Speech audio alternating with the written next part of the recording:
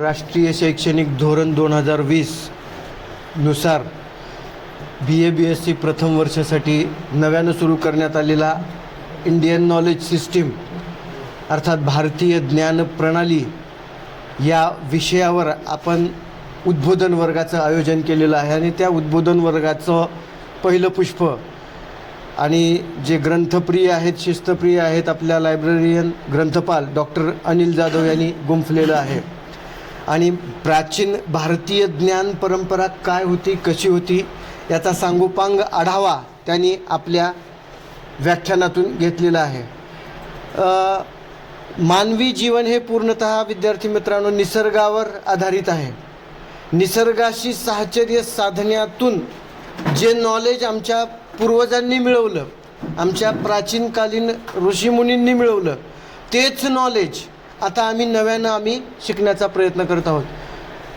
विद्यार्थी हा शब्द कशापासून बनलेला आहे माहिती आहे तुम्हाला? विद्यार्थी म्हणजे काय? तुम्ही विद्यार्थी आहात. शिक्षक आणि विद्यार्थी शिक्षण प्रणालीतला एक महत्त्वाचा घटक. तुम्ही विद्यार्थी आहात. विद्यार्थी म्हणजे काय? विद्या ग्रहण करणारा तो विद्यार्थी, बरोबर आहे. विद्या अर्जन करणारा, विद्या ग्रहण करणारा तो विद्यार्थी. व कशाची विद्या? तर आमचं जे पहिलं ग्रंथ आहेत प्राचीन भारतातले, अगदी सुरुवातीचे ग्रंथ वेद जे ग्रंथ आहेत, 4 वेदाचा उल्लेख सरांनी केला. ऋग्वेद, यजुर्वेद, अथर्ववेद, सामवेद, या 4 वेदाचं अध्ययन. मग आता ते वेद म्हणजे काय आहे, वेदामध्ये काय विषय आहेत, उपनिषदामध्ये काय विषय आहेत, तर सर्व त्याच्यामध्ये निसर्गाचं शास्त्र आहे. कुठलंही कर्मकांड नाही आहे, कुठलीही भाकड कथा नाही आहे. निसर्गाला, निसर्ग नियमाला, सृष्टीच्या नियमाला, सृष्टीचं जे नियमावली आहे, जे ऋतुचक्र आहे, जे ऋतुमान आहे, जे हवामान आहे, मानवी जीवन जे आहे, मानवी जीवन जे निसर्गावर आधारित आहे, त्याला जाणून घेण्याचा, निसर्गाला जाणून घेण्याच्या प्रणालीतून वेगवेगळी ज्ञान परंपरा विकसित झाली. मग ते वेद असेल, उपनिषद असेल, षड दर्शने असतील, आणि त्याच्यातून जे ज्ञान विकसित झालं त्या ज्ञानाची ओळख, त्या ज्ञानाचं पुनरुज्जीवन, त्या ज्ञानाची पुन्हा एकदा आपल्याला ओळख करून देण्याचा प्रयत्न या NEP 2020च्या माध्यमातून केला जात आहे. मग हे एवढं महत्त्वाचं ज्ञान आहे, निसर्गावर आधारित ज्ञान आहे. साधा एक जरी आम्ही लक्षात घेतलं, मी नेहमी उदाहरण देतो की षडदर्शनापैकी एक आहे पतंजलीचं योगदर्शन. योगदर्शन एक आहे, त्याच्यातल्या योगदर्शनातला एक छोटासा अंश योग आणि मेडिटेशन याचं पुनरुज्जीवन बाबा रामदेव यांनी केलं. हजारो वर्षापूर्वीचं ज्ञान जे झाकळून गेलेलं होतं त्याचं पुनरुज्जीवन बाबा रामदेव यांनी केलं. आणि आज सगळ्या जगाने त्या ज्ञानाला मान्य केलेलं आहे की योग काय आहे, ध्यानधारणा काय आहे, मेडिटेशन काय आहे. कुठंही तर कर्मकांड, कुठंही भाकड विलास असा नाही आहे, तर ते निसर्गाशी साहचर्य साधण्याचं एक प्रमाण आहे, एक साधन आहे, की स्वतःला ओळखण्याचं एक साधन आहे. तुमच्या शरीरामध्येच, तुमच्या आजूबाजूच्या वातावरणातच अशी तत्त्व असतात की जी तुम्हाला वेगवेगळ्या विकारापासून दूर ठेवतील. त्यासाठी योग आहे. वेगवेगळे जे डिसीज होत आहेत, वेगवेगळे जे रोग मानवी देहाला होतात, त्या रोगापासून मुक्ती मिळवण्यासाठी without any medical treatment, without any tablets, कुठलीही औषधाविना एखाद्या विकाराचं निर्मूलन कशा पद्धतीनं करता येऊ शकतं, तर ते योग मेडिटेशनच्या माध्यमातून कसं येऊ शकतं त्याचं एक ज्ञान आहे. म्हणजे अशी अनेक ज्ञान परंपरा झाकोळून गेली. याचं कारणही तसंच आहे की आता जो टोटली शास्त्रीय भाग आहे, सायंटिफिक भाग आहे, तो सर्वाला समजेल अशातला भाग नाही, सर्वांच्या आकलनात येईल अशातला भाग नाही. म्हणून काही मिथकं तयार केली गेली की सर्वसामान्यांना ते तत्त्व समजावं, सर्वसामान्यांना ते ज्ञान समजून यावं. सर्वसामान्य बुद्धिमत्ता असलेल्या बहुसंख्य लोकांना एखादं ज्ञान समजावून सांगायचं असेल तर काही मिथकं तयार केली जातात. मिथक म्हणजे खोटा असा अर्थ नाही आहे, परंतु ती समजून सांगण्यासाठी, जसं आम्ही आत्ताही शिकवतो ना ससा कासवाची गोष्ट, ही प्रत्यक्षात घडलेली आहे का, त्याच्यातून बोध घ्यायचा असतो. लक्षात येतं ना, ससा आणि कासवाची गोष्ट तुम्ही अगदी पहिल्यापासून शिकलेली आहे ना, की ससा आणि कासवामध्ये शर्यत लागते, त्याचा गर्व, हरण सशाचं कसं कासव करतो. ॲक्च्युअल तशी कथा घडलेली आहे का? नाही. त्याच्यातून बोध घ्यायचा आहे. म्हणजे ती मिथक रूपात ती कथा सांगितली की आमच्याकडे असलेल्या गोष्टीचा गर्व करू नये. मिथक रूपात गोष्ट सांगितली, त्याच्यातून बोध घ्यायचा असतो.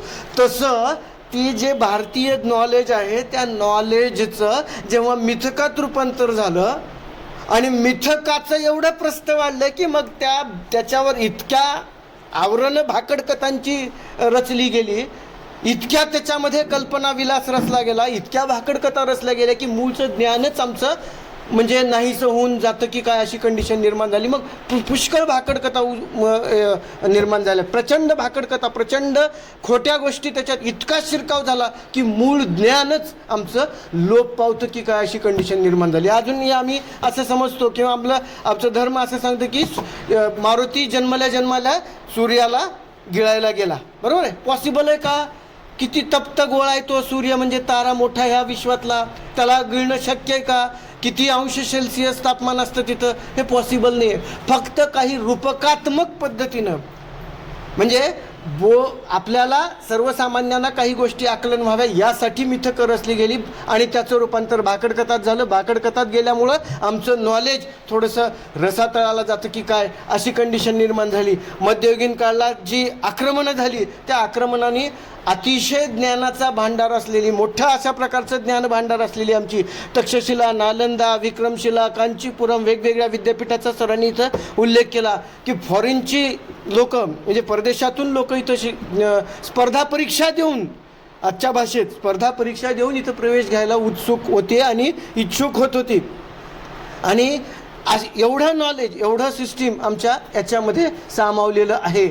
आणि त्यावर पुनरुज्जीवन, त्याचा एक पुन्हा एकदा आपल्याला त्याचं योग्य आकलन व्हावं या अनुषंगानं ह्या सर्व आपला म्हणजे प्रयत्न आहे. साधं एक चरकाचं उदाहरण सांगितलं, सुश्रुत संहितेचं उदाहरण सांगितलं सरांनी, चरक, सुश्रुत वगैरे. तर प्लास्टिक सर्जरी आज आपण आधुनिक समजली जाते प्लास्टिक सर्जरी, परंतु प्लास्टिक सर्जरीचा जनकच आहे तो सुश्रुत, त्याने नाकावर त्वचेचं प्रत्यारोपण केलं हजारो वर्षापूर्वी. म्हणजे वेद घ्या, उपनिषद घ्या, उपनिषदाचा अर्थच आहे की गुरुजवळ जाऊन ज्ञान शिकवणे. गुरुकुल पद्धतीचं सरांनी इथं PPTवर प्रेझेंटेशन केलं, PPTवर तुम्हाला समजून सांगण्याचा प्रयत्न केला की त्यावेळी सिस्टीम अशी नव्हती. इथं कॉलेज किंवा शाळा, महाविद्यालय अशी कन्सेप्ट नव्हती. जंगलामध्ये ऋषीमुनींचं घरच पर्णकुटीमध्ये असायचं, जंगलामध्ये असायचं. तिथं जाऊन शिक्षण घ्यावं लागायचं. राजाचाही मुलगा आणि म्हणजे गरिबाचाही मुलगा एकत्रित शिक्षण घेत असत. तिथं कुठल्याही प्रकारचा भेदभाव नव्हता, भेदभावाचा अभाव होता. एकत्रित बसून शिक्षण घेतलं जायचं, निसर्गाच्या सानिध्यात शिक्षण घेतलं जायचं. सर्व प्रॅक्टिकल नॉलेज जे आम्ही आज म्हणतो, चार भिंतीच्या आतलं प्रॅक्टिकल नॉलेज, हे निसर्ग हाच मोठा प्रॅक्टिकलचा मोठा एक आवार होतं, एक कॅम्पस होता निसर्ग. ते सगळ्या नॉलेज त्याच्यामध्ये होते. उपनिषदामध्ये जे सांगितलेलं आहे की मग गुरुजवळ जाऊन ज्ञान मिळवणे म्हणजे उपनिषद. मग ते काय ज्ञान आहे? मग सृष्टीची निर्मिती का झाली, कशी झाली, त्याचं कारण काय, रहस्य काय, सृष्टी निर्मितीमागचं रहस्य काय, ह्या सर्व गोष्टीचा उलगडा करण्याचा प्रयत्न केला. आणि या पद्धतीनं आपलं हे शास्त्र विकसित झालेलं आहे. धर्म आणि विज्ञान याच्यामध्ये गल्लत अशी करू नका की धर्म आणि विज्ञान एकाच नाण्याच्या बाजू आहेत, दोन परस्परांच्या बाजू आहेत. धर्म आणि विज्ञान म्हणजे ज्या गोष्टी प्रयोगातून सिद्ध झाल्या त्या विज्ञानात सामावल्या गेल्या, आणि ज्या गोष्टी प्रयोगातून अद्याप सिद्ध झालेल्या नाहीत त्या अजूनही धर्म या घटकात समाविष्ट आहेत. परंतु ते एकच आहे, एकाच नाण्याच्या दोन बाजू आहेत. तर हे आमचं अगाध अशा प्रकारचं ज्ञान आहे. निसर्गाला समजून घेणे, आमच्या जीवनाचा उद्देश समजून घेणे. निसर्ग काय आहे, निसर्गाला समजून घेण्याच्या प्रक्रियेतून निर्माण झालेली जी ज्ञान परंपरा आहे, जी मेकॉलीच्या काळात सरांनी उल्लेख केला, खंडित पावली, आणि त्यांनी जी शिक्षण प्रणाली चालू केली की त्यांचं प्रशासन सुव्यवस्थित चालवता यावं यासाठी भारतीय ज्ञानावर त्यांनी असा घाला घालण्याचा प्रयत्न केला. त्यांच्या प्रशासनाला अनुकूल असणारी, त्यांना आवश्यक असणारी, त्यांचा साम्राज्यवाद वाढवण्यासाठी आवश्यक असणारी अशा प्रकारची इथं यंत्रणा तयार करण्याचा प्रयत्न त्यांनी केला. आणि मग आपलं हे नॉलेज कुठंतरी झाकोळून गेलं. परंतु सूर्य हा तेजस्वीच असतो कधीही, बरोबर आहे? सूर्य हा तेजस्वी आहे. त्याच्यासमोर काही पावसाळ्यामध्ये ढग निर्माण झाले तर सूर्य लोप पावला, सूर्य नष्ट झाला असं होत नाही. सूर्याचा तेजस्विता अनंत काळ टिकणारी आहे. आणि म्हणून हे झाकोळून गेलेले, ज्याच्यामुळं आमची तेजस्विता झाकोळून गेली, ते ढग बाजूला सारण्याचा हा प्रयत्न आहे. अगदी कोपर्निकस, गॅलिलिओ हे आम्ही शास्त्रज्ञ सांगतो आहोत, त्यांनी सांगितलं सूर्य म्हणजे पृथ्वी फिरत नसून पृथ्वी फिरते सूर्याभोवती. अगोदर समजलं जायचं की सूर्य फिरतो आहे. त्याला चॅलेंज केलं कोपर्निकस, गॅलिलिओ यांनी दुर्बिणीच्या माध्यमातून अभ्यास केला आणि पृथ्वी ही सूर्याभोवती फिरते हे सिद्ध केलं. हे आम्ही सांगतो, परंतु ते ज्ञानेश्वरांनी ज्ञानेश्वरीत अगोदरच सांगितलेलं आहे, सूर्य चालतो हे तुम्हाला भासमान आहे. सूर्य जे आम्हाला चालत असल्यासारखं किंवा सूर्य परिभ्रमण परिवलन करत असल्यासारखं जे दिसतं ते भासमान आहे. सूर्य हा परिभ्रमण करत नाही, परिभ्रमण पृथ्वी करते. पृथ्वी स्वतःभोवती फिरते, स्वतःभोवती फिरत फिरत सूर्याभोवती प्रदक्षिणा घालते. माहिती नाही परिभ्रमण हे ज्ञानेश्वरीमध्ये सांगितलंय. ज्ञानेश्वरी कशावर आधारलेली आहे? भगवद्गीतेवर. म्हणजे सांगायचं एवढंच आहे, मूळचं विज्ञान त्याच्यामध्ये मिथकाचा भडीमार झाला, त्याचं भाकडकथेत रूपांतर झालं, परंतु ते विज्ञान कसं आहे म्हणजे त्याचा वरच्या भाकडकथाचा मुलामाज आम्हाला काढणं आम्हाला गरजेचं आहे. तोच प्रयत्न इथं जाधव सरांनी केलेला आहे. उद्या परवा आता ह्याचे 4 सत्र होतील. सर्वांनी विशेषतः BA फर्स्ट इयर सर्व विद्यार्थी BA BSc फर्स्ट इयर ह्या सेशनला इथं हजर राहायचं. नंतरची सूचना तुम्हाला दिली जाईल, त्या पद्धतीनं हजर राहायचं. आणि हे उद्बोधन वर्ग शिबिरामध्ये सर खूप छान पद्धतीनं आपण सांगितलं. तुमचं कौतुक, अभिनंदन करतो आणि मी माझी रजा घेतो. धन्यवाद.